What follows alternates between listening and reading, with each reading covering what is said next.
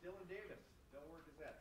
Right, I guess just to get this out of the way, have you had the conversations about players opting into this game or not yet? Like, when do you need to know that decision so you can start to prepare for a game knowing who you're going to have on the field? Yeah, we have a team meeting tonight. We're going to go through the schedule, and I think our guys, are excited to play in the game. They will be, and we'll talk through all that, and continue to meet with guys along the way. We already had meetings last week, all really positive. I think guys know that that they want to have something to show for the season, but also have an opportunity to continue to put good games out there, and so those conversations will continue to be had today and tomorrow. Tony Gergen, Buckeye Huddle. Ryan, this is obviously finishing up one season. How much do you view it as the start of next season? Yeah, a little bit of both. I think we had the situation a couple years ago in the Rose Bowl, and it did build some momentum into the next year. We always want to be playing for a championship this time of year, but we're going to finish things and do things the right way. And like you said, bowl practice is an opportunity for some of the younger guys to get out there and almost like a spring practice to continue to develop some of those guys. And we'll finish this thing the right way. And I'm fine with two questions, folks. Next door, Pat Murphy, 24/7 Sports. Ryan, just initial reactions, obviously wanting to get in the CFP, but facing Missouri, I know you haven't had time to really look into the matchup yet, but what's kind of your initial take from the announcement? First off, Coach Drinkowitz is a very good coach, somebody that I've had communication with over the years. I think he does a really good job. I think they've had a really good season. I've actually followed them some this year because I know him and have a lot of respect for him. So it should be a good matchup. They're a good team. He's done a really good job putting that roster together. And the Cotton Bowl is a very good bowl. We were there in 2017, and they do a great job. The hospitality is excellent there. I think our guys will enjoy the week down in Dallas. We know we have a good opponent and a great venue. What is the connection with you and Coach Drinkowitz? No, just two coaches who got to know each other from being coaches and being young coaches, and just over the years have just kind of got to know each other a little bit and encourage each other from afar. So I think there's mutual respect there. Stephen Means, Cleveland.com. Right, last year, obviously, you were waiting to see if you could still potentially get into the college football playoff, even with the loss to Michigan. You mentioned this is a little similar to 2021, but you had a young team, then so you had maybe a little bit more optimism about how you could use that Rose Bowl. What has been the last week in this building, and how do you approach a game when there's a good chance that regardless of who plays or doesn't, there might be a significant reset in what the roster looks like going forward? Well, I think a lot of our guys, were certainly disappointed last week, and we did have a practice last week. We got together, we had a team meeting, and we knew that there was going to be a new target this weekend. We weren't sure what it was going to be, and there's a lot of prideful guys on our team, and so they're going to use this opportunity to either finish things out the right way or build momentum for next year. Joey Kaufman, Columbus Dispatch. Ryan, Jim was connected with the Duke head coaching job last week. I know you probably won't comment on searches, but just what's your expectation with him and just being in his current role going forward, obviously? Yeah, no, he communicated with me that they had reached out, and so I know he was still in the mix there and having communications, and we'll kind of deal with it. But that's part of this time of year with job searches, and I'm sure our guys are going to continually be sought after. We have a really good staff, and Jim's a great coach, and he'll continue to have opportunities. But I know he's very happy here at Ohio State as well. You said line of communication open. How do you sell his current job? Do you make a hard pitch? How do you I guess, communicate with Jim about that? Those are kind of private conversations, but we talk through things, and I always want to make sure that guys are being loyal to the program, but at the same time also have opportunities for their families. So it's not something as the head coach you love to deal with, but at the same time, it's part of the job. Austin Ward, podcast. Ryan, do you anticipate making any changes on your own to the staff? And what would the timeline be for that? Yeah, I mean, every year we're going to look at that, and whether it's guys having opportunities to go other places or, changing things up, we always got to look at that. But I don't have any updates right now or anything like that going on. But that's something we always do. We evaluate it every year. Would there be any urgency to be able to make those moves now? You're not in the playoff, and they could, like a coach maybe could go on the road. I mean, this seems like it's different than maybe other years to weigh that out and what you need to do now. Yeah. It is. We're in a different time right now, so we'll take that into consideration. But nothing to update right now. Was the 500th question of this fall's press conferences, FYI. Dan Hope, 11 Warriors. Ryan, with this not being a playoff game, do you look at trying to get some of your less experienced players more reps in this game, or do you just look at it as putting up the best possible lineup to win? Yeah, we want to win the game. Certainly the reps in practice leading up to the game, will be spread around pretty good. But when it comes to playing the game, we're going to win the game, and that's the number one thing. And again, Cotton Bowl is a great bowl, and we have a really good opponent. So, we're going to put the best guys out there to win the game. Specific to the quarterback position, do you go into this bowl game with Kyle's our guy, or do you give Devin and Lincoln a chance to, push him in bowl practices? Yeah, all things that we'll look at, and it's not just in that position; it's all positions. Trying to figure out, and it'll be good too, just to get out there and have these guys practicing and working, because there's a couple different phases to the bowl practice. You kind of have your fundamental period, then you have your game planning, and then you have your practicing at the bowl site, and there'll be several practices to kind of get evaluations. We'll be competitive early on and going against each other, and we'll keep looking at it, and ultimately it's going to be, who gives you the best chance to win a game. But like you said, some of the young guys, at certain positions will have an opportunity based on how they practice in the bowl practices. Brendan Gulick, Buckeyes Now on SI. Ryan, there was a 14-0 team, conference champion, left out, and I think there's a lot of people around the country that are a little worked up about that. As a head coach who prioritizes win at all costs, to know that ultimately wasn't enough to get a team in the playoff, how does that sit with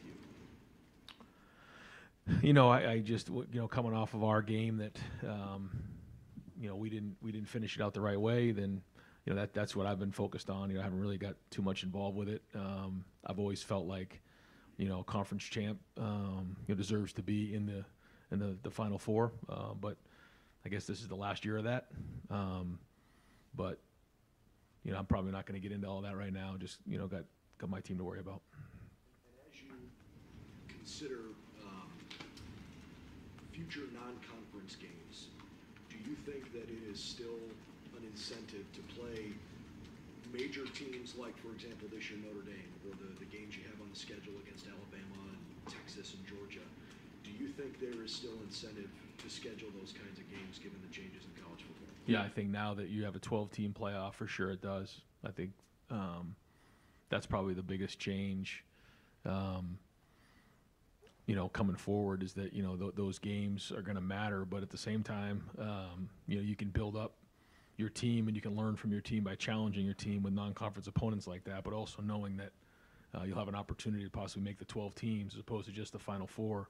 As you can see, it got really tight this year. So I think it's going to be a different, whole different, end of the season next year. But I think it's great to challenge your team, find out where you're at, and grow as the season goes on.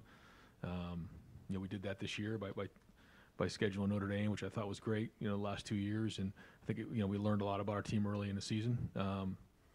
But yeah, it'll be much different next year, and I think it's a good thing. Don Berry, WBMS. Coach, you've had a week to reflect. As you look at the tape, you said you wanted to look at it before you.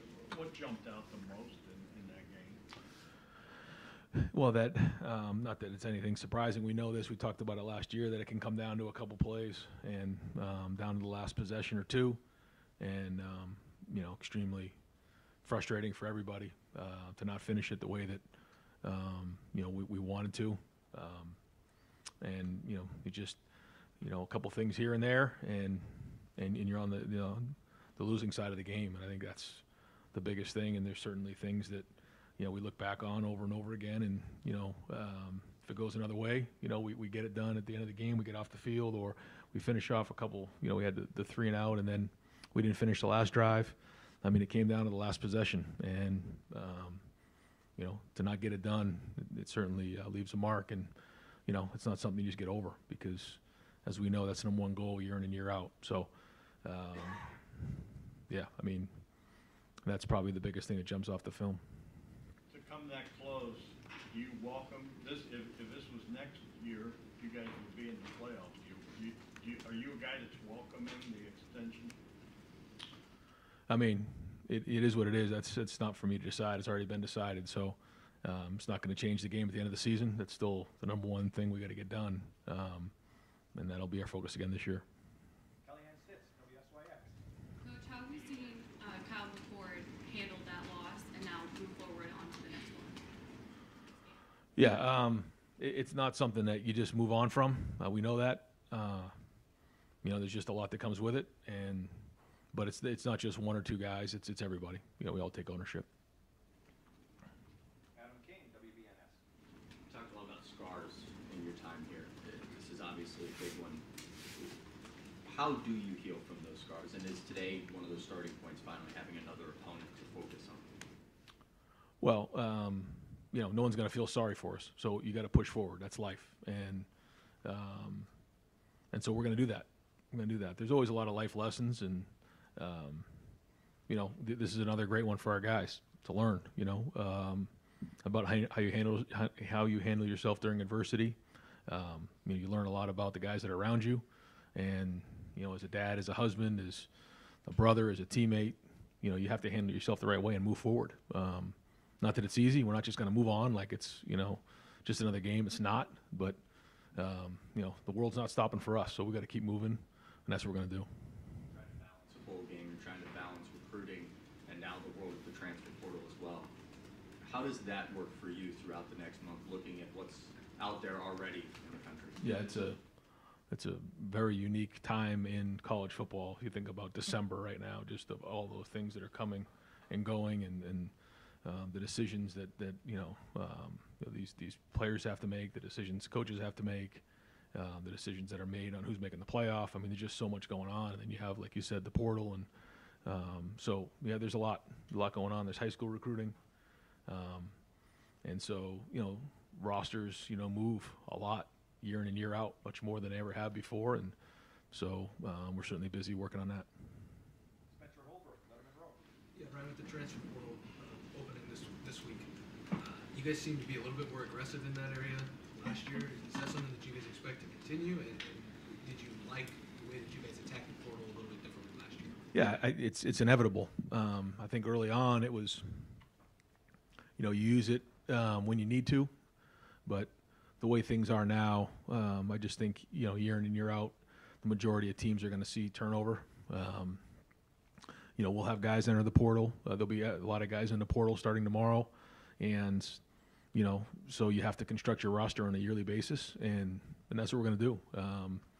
And so it's no longer one of those things. Are you going to use the portal or not? That's part of college football, but we are going to make sure that we're doing a great job of identifying the right people that fit the program, because there's a lot of pride in that locker room. You talked about guys that are going to enter the portal. You've said a couple times that everything that you put into a guy, you get back. Yeah. Has it just become a little more, I don't know, like, are you a little more numb to when guys leave now than you were 3 or 4 years ago? Yeah. I would say so. I would say 3 or 4 years ago, someone enters the portal, you're like, what's going on? Now, I think maybe somebody said there was 400 some odd in the portal, I guess, on day one. Is that what it was? And this year it'll be even more. And so these guys have an opportunity to go out and see what their options are on a yearly basis. And so that's what it is. And so we'll adapt with it. But yeah, it's much different even than it was a year or 2 ago, I would say.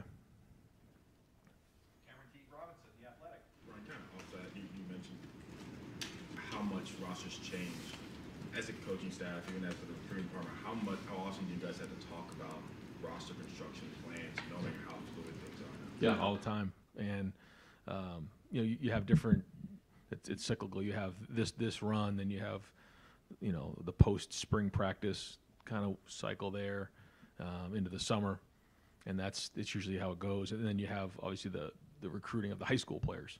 So there's a couple different spots in the calendar where you're really working on that. You have National Signing Day. So yeah, it's something we were working on a daily basis. What point? I mean, maybe there's not like one point in the season, but after the season, do you think, okay, these are the guys who are leaving, these are the guys. This is where we have to be heavy.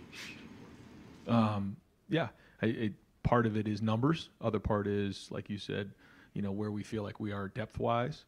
And there's certain guys who, they get to a certain point in their career where, maybe they don't see an opportunity to get on the field because of what's in front of them or whatever reason those are. And so, their best option maybe see what's out there for them to go get on the field, and totally get it. Our guys are competitive, and so some of them will have that opportunity. And so you just have to be, as clear as you can on the front end of it to make sure you're identifying, when you come to Ohio State, here's what you can expect, so that when they get here, there's no miscommunication or confusion. I think we've done a great job of that.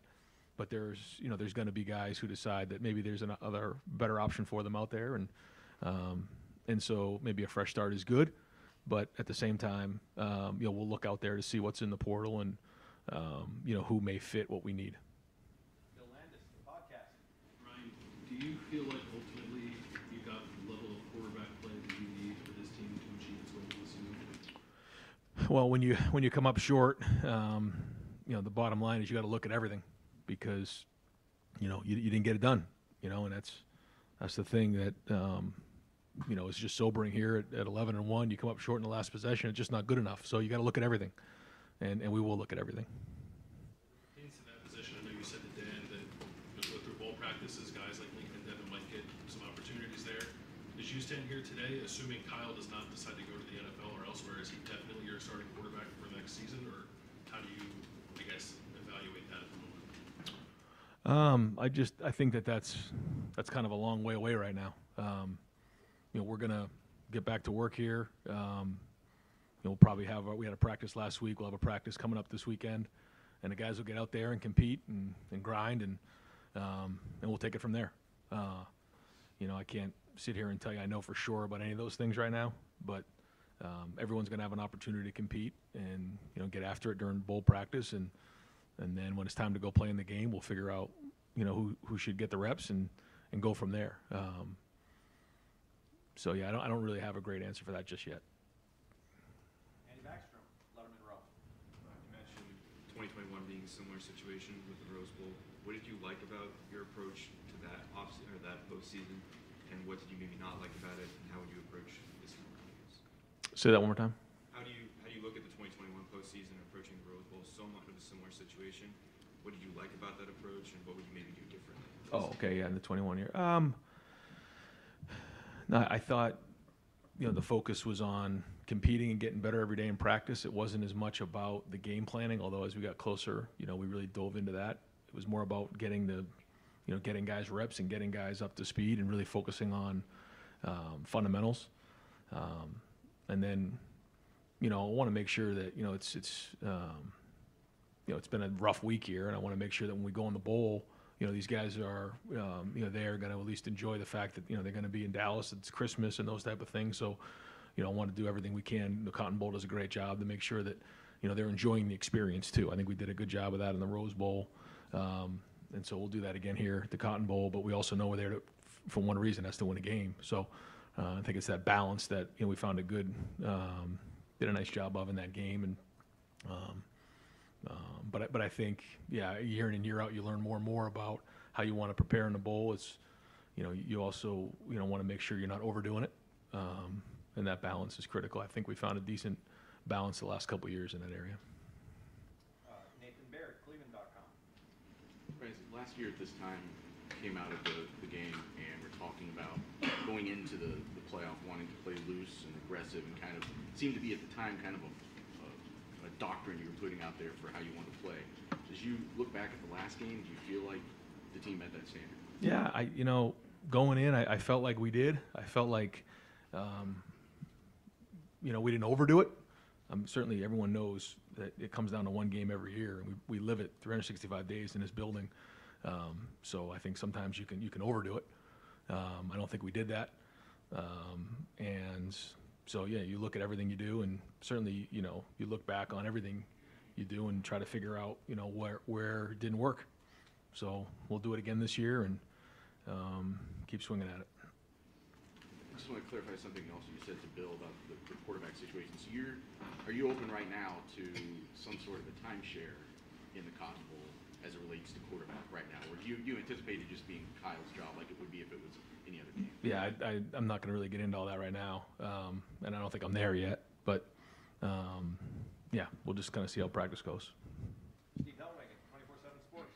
Yeah, Coach, I'm curious, mental health is one of your big initiatives, obviously, and I don't know any other way to put this, but Kyle was one of the most vilified people around after that game by a lot of people.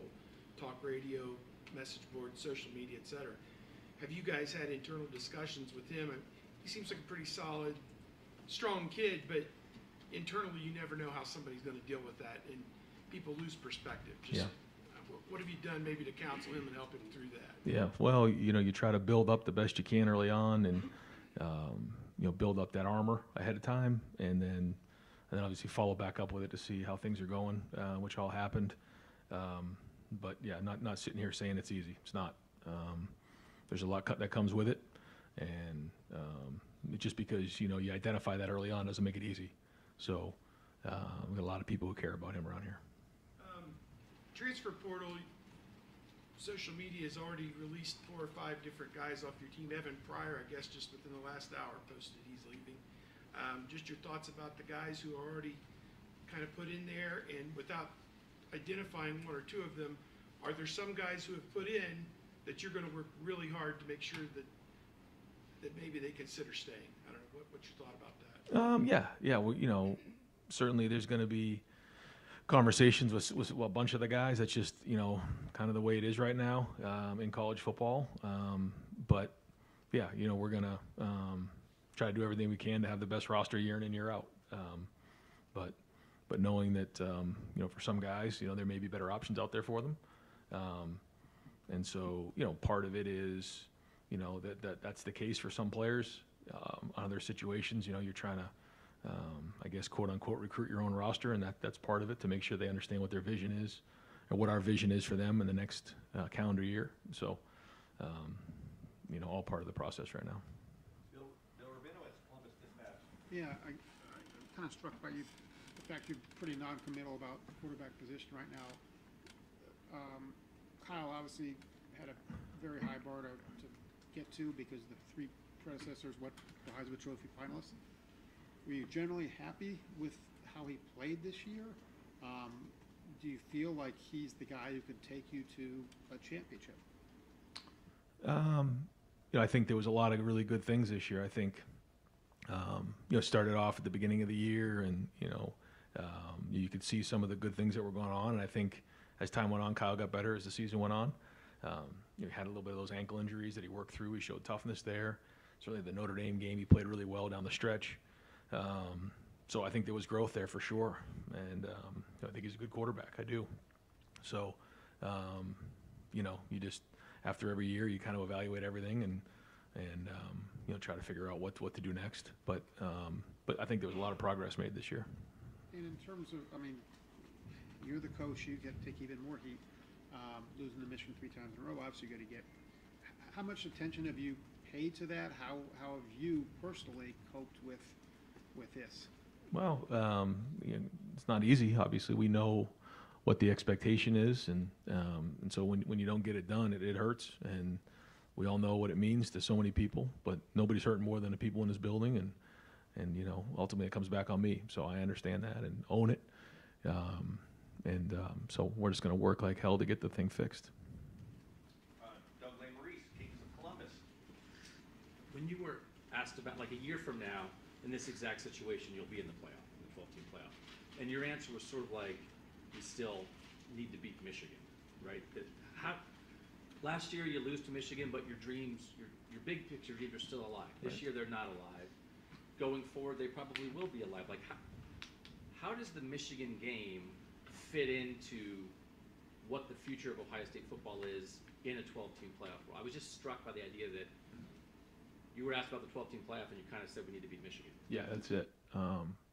I just believe in that, and we haven't got it done in the last few years, so it hurts, but ultimately that's it. Like, when you get up in the morning, if you're not thinking about winning that game, then you probably don't deserve to be in the program, and so we have to continue to work on that and get it done. And then once we accomplish that, then we'll go on from there. You talked about when you have this situation, you evaluate everything, right? How do you think you coached in the Michigan game? Probably different than I did the year before. I think if you talk to the guys, I think we had a really good plan leading up to the game. I think the week was really good vibe around the team. You look back on a couple of decisions you make and you say, well, for instance, at the end of the first half, if we make the field goal, you probably feel better about that decision.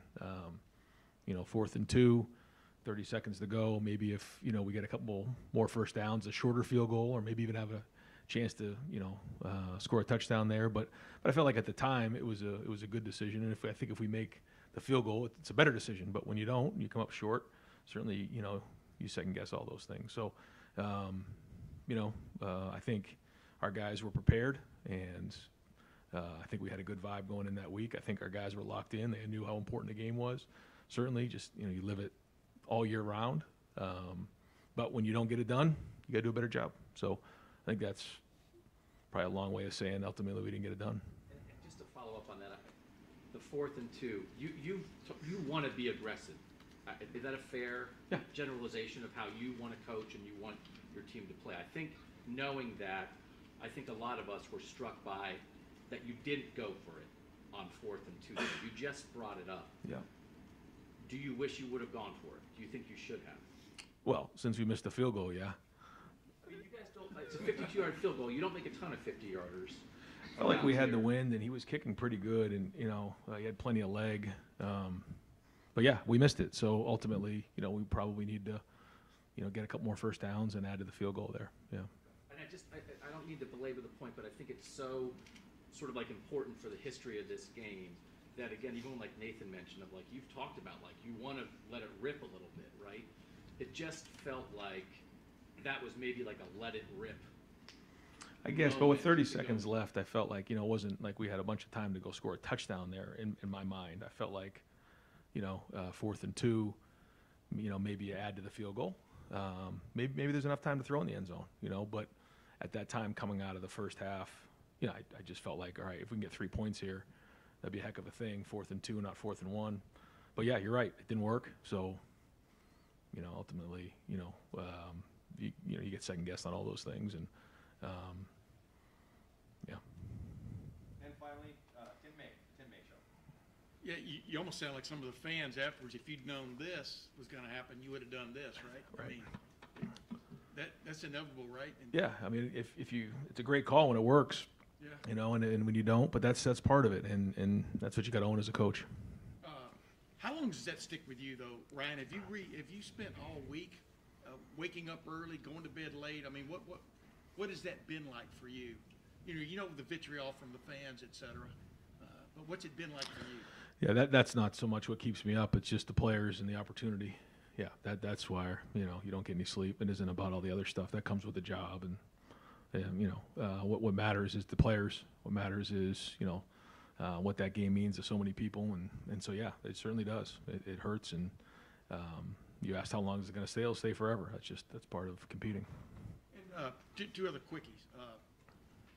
Going to 12 next year, are you a fan or not a fan of keeping league championship games? Because it would seem like if you've got two teams in the top 2 and 4, top 4 or whatever, why would you put either one of them in jeopardy of, losing it? What are your thoughts about that, about a league championship game and what it adds and detracts from this coming mix? Yeah, I think that there's a lot of great conversation about that. Some conversation that we had on our league meetings just surrounding that. I I know that the conference championship game means a lot to the league, and but when it comes down to it, I think you have to consider what does that mean when you're one of the top 2 teams in the conference, and then you're playing each other for that moment. So, but I think being a conference champ should really matter, though, in being ranked in the top 4 moving forward. Yeah. But that's a real high intensity game. If it's adding another game to That's right. what's coming, right? I mean, from that standpoint. Yeah. How did your team come out of that game this past weekend physically? Yeah, we were okay. Yeah. And one last thing, are you guys in the market for a quarterback in the transfer portal, this coming transfer portal? No, I mean, right now we're not actively out there, searching for anything other than we'll see, kind of what the next month brings, and in all positions, so I'm not going to sit here and get into specifics on each of those positions.